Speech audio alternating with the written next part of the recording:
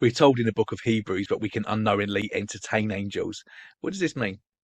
I think it's an allusion to that what the writer has in mind. Remember, it's written to the Hebrews, it's written to Jewish Christians in the first place. So these are people steeped in their Old Testament, and I think probably what he has in mind is a story from the life of Abraham, told in Genesis 18. Sorry, Genesis 18.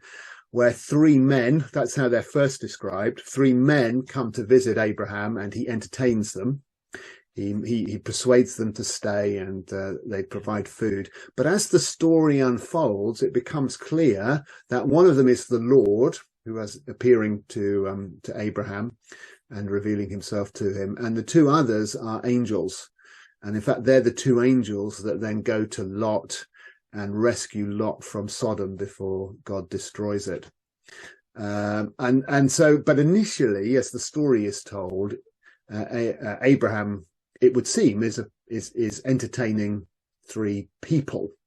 It only becomes clear as the story unfolds that actually it's the Lord and two angels. So I think that's what the writer of Hebrews has in mind. That it's that story that if angels were to appear in human form, it is possible that we could interact with them, including showing them hospitality, without realizing it. And the point there, I think, it's an interesting. The interesting question there is, why does the writer of Hebrews say that? Because it's in the middle. It's in one of those little. It's coming to the end of his letter, and he's just firing out a few applications.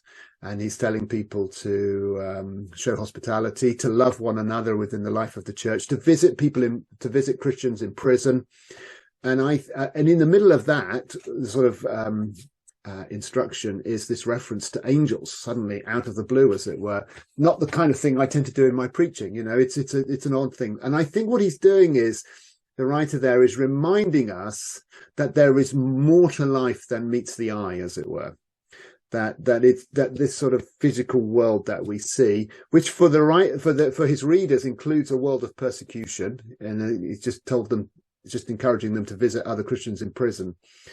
Those kinds of instructions to show hospitality, to love one another, to visit people in prison, that's tough if this world is all there is. Because you're being asked to make big sacrifices all big risks in the case of visiting people in prison. And I think the reference to angels is to remind us that there is a heaven as well as an earth, there is eternity as well as time, and that then is the background, the kind of context in which we make those kind of sacrificial decisions to serve others. So that, I think that's what's going on there.